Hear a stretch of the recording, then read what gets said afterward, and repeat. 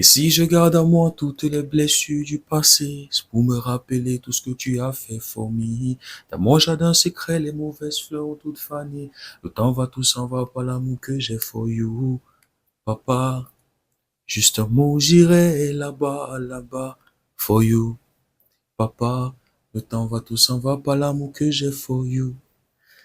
Bonne fête des papas à tous les papas de la communauté. Bonne fête des papas à mon papa. Bonne fête des papas à papa Jean-Luc. C'est lui qui m'a rappelé hier qu'aujourd'hui était la fête des pères. Donc, j'avais tenu à souhaiter bonne fête à tous ces papas-là qui prennent soin de nous, qui nous conseillent, qui nous corrigent, qui nous éduquent. Franchement, c'est pas facile. Et ma prière aujourd'hui, c'est que Dieu vous garde en santé. Que Dieu vous donne encore plus de sagesse, plus d'intelligence, savoir comment nous gérer dans cette génération qui est compliquée, très très compliquée avec l'intelligence artificielle, Internet et tout ce qui est aujourd'hui à la télé, dans les films, les séries. Que Dieu vous donne la sagesse à garder vos principes et surtout à vous adapter à cette nouvelle génération, à ce monde qui est en train de changer à un rythme fou. Donc, santé, beaucoup d'argent, à tous nos papas. Et voilà, que Dieu vous bénisse. Merci beaucoup. Maintenant, les amis, nous sommes en plein Coupe du Monde. Hier, on avait vu une grosse performance de la Côte d'Ivoire contre l'Allemagne. La Côte d'Ivoire, normalement, devait gagner ce match. Mais à cause du manque de réalisme, la Côte d'Ivoire n'a pas pu battre l'Allemagne. Une Côte d'Ivoire qui était dominante, malgré la possession de balles de l'Allemagne, mais celui qui avait le match en main, celui qui gérait réellement le tempo de ce match, le momentum de ce match, c'était la Côte d'Ivoire. Vous voyez, le premier péché des Africains en Coupe du Monde était le complexe d'infériorité. C'était ça le premier blocage psychologique, mental. Le premier péché des sélections africaines quand ils étaient en Coupe du Monde. De voir l'autre plus fort, meilleur collectivement, meilleur individuellement, leur voir comme les dieux du football. Mais les amis, ce qu'on a constaté dans cette Coupe du Monde, c'est que les sélections africaines sont en train de tuer ce complexe-là. Quand on voit Belgique-Égypte, l'Égypte a joué ce match comme les collègues de la Belgique. C'est-à-dire, vous avez les joueurs qui sont dans les grands clubs en Europe, nous aussi nous les avons. Vous avez un top collectif, nous aussi, on a un top collectif. Et dans ce match-là, la Belgique ne marque pas, les gars. Les 2 buts étaient marqués par l'Égypte. Quand on voit Sénégal-France, comment le Sénégal avait géré la première mi-temps. La France avait la tête sous l'eau.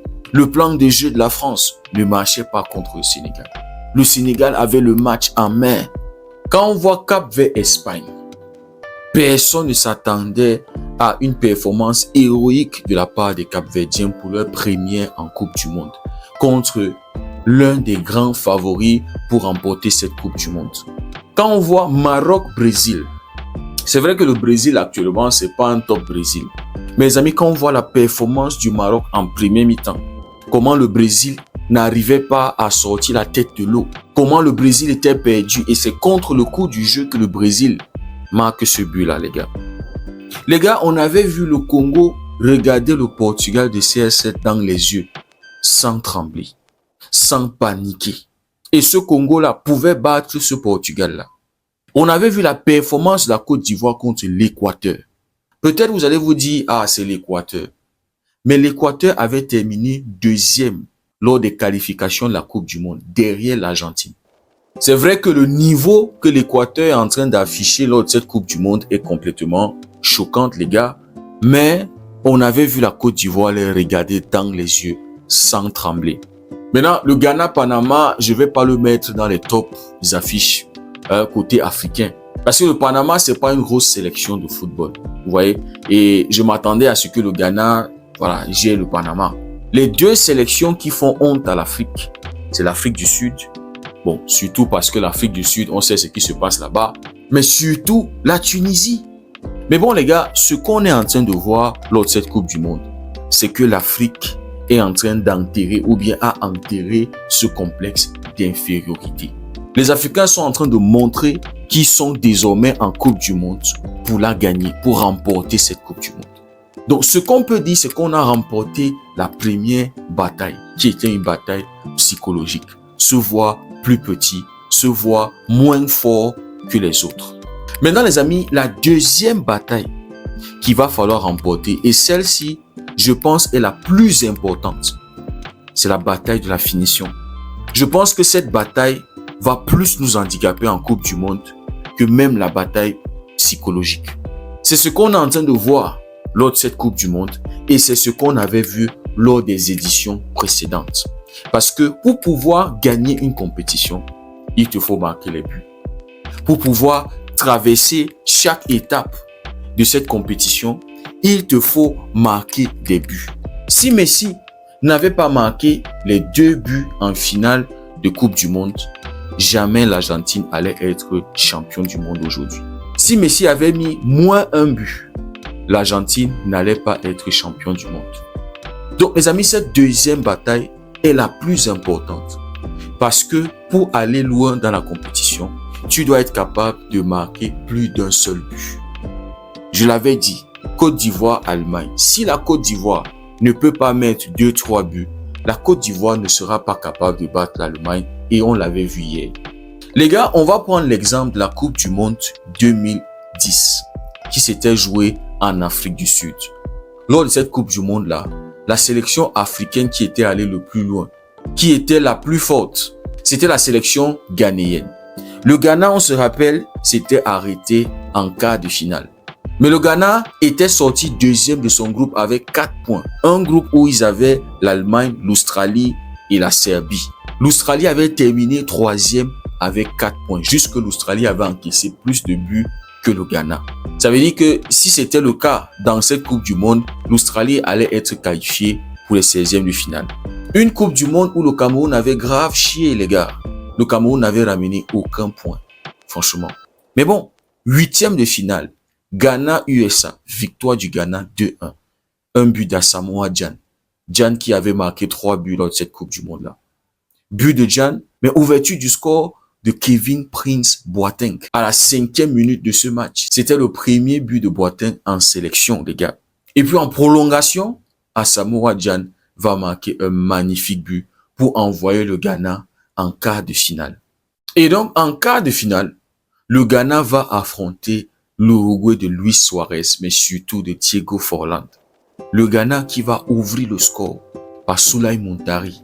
Là, c'était à la 45e minute, c'est-à-dire temps additionnel, juste avant la pause. Muntari va donner l'avantage au Ghana. Un Ghana qui était au top. Un Ghana qui gérait le match, qui avait le match, qui contrôlait le momentum de ce match-là, les gars. Mais bon, deuxième mi-temps, sur un coup de pied arrêté, sur un coup franc, Diego Forlán va égaliser pour l'Uruguay. Le match va aller jusqu'en prolongation. Un match qui avait réuni toute l'Afrique, les gars. Parce que le Ghana était en feu lors de cette Coupe du Monde. En prolongation, Suarez va toucher la balle de la main. On se rappelle, les gars. C'est le Ghana qui gérait le tempo de ce match. Penalty accordé au Ghana, Asamoah Gyan va le mettre sur la barre transversale. On se rappelle de cette fameuse célébration de Luis Suarez. Les gars, en 2010, l'Afrique avait l'opportunité de traverser les quarts de finale. Le match avait été totalement géré par le Ghana.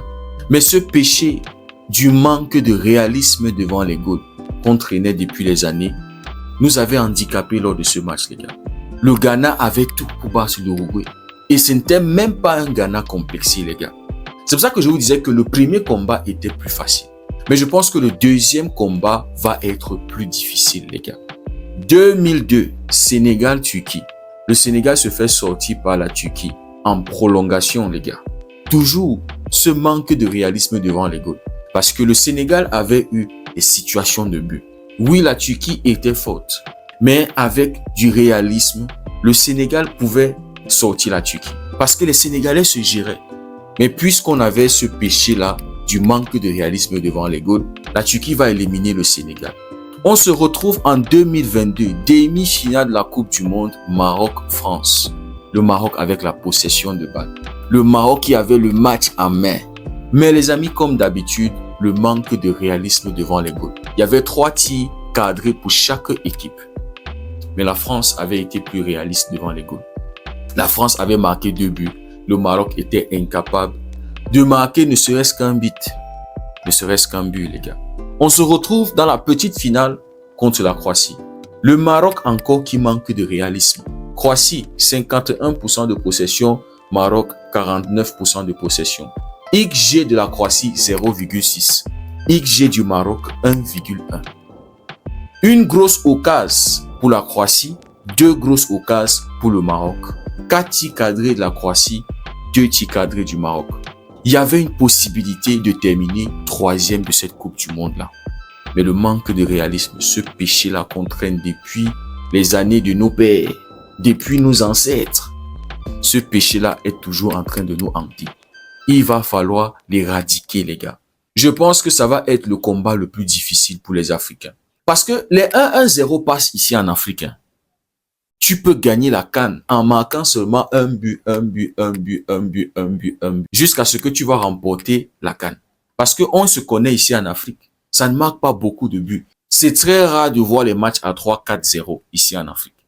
C'est-à-dire, si tu vois les matchs à 3-4-0, ça veut dire que c'est contre les Namibie, les Madagascar, les Burundi, vraiment les nations qui ne sont pas foot.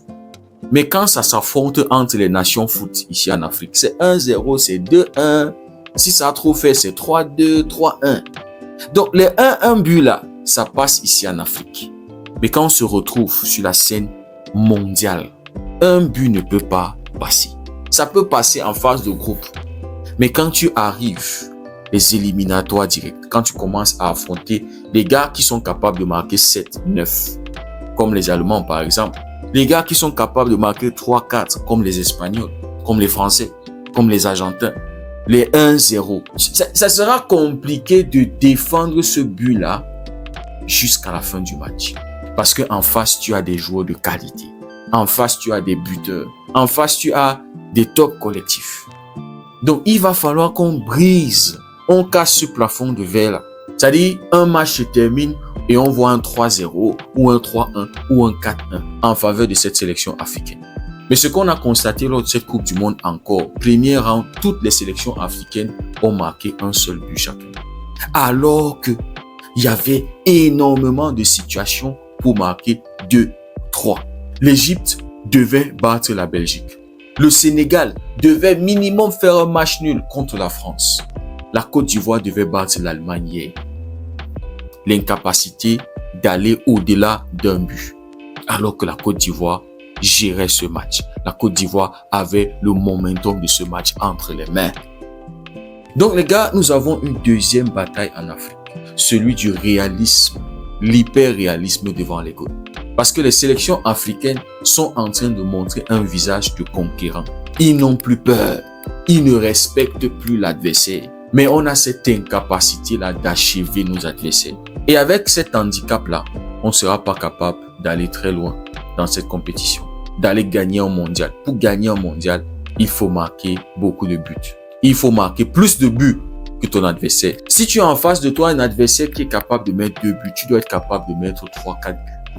Donc, on espère que les gars, ils vont travailler sur ça, que les sélections vont travailler sur ça, que eux-mêmes, ils vont voir que c'est ça le péché de l'Afrique. C'est ça l'handicap de l'Afrique en Coupe du Monde. Quand tu joues la CAN, 1-0, 2-0, te fait passer à la prochaine étape. Mais quand tu es en Coupe du Monde, ça ne sera pas suffisant. Les gars, dites-moi ce que vous en pensez en commentaire. Je tenais vraiment à parler de cela parce que c'est un constat qui est alarmant. Si le contenu vous a plu, likez, partagez. Pour ceux qui découvrent cette communauté, n'hésitez surtout pas à nous rejoindre. Merci beaucoup d'avoir suivi la vidéo. On se dit à très bientôt. Passez une belle soirée et que Dieu vous bénisse.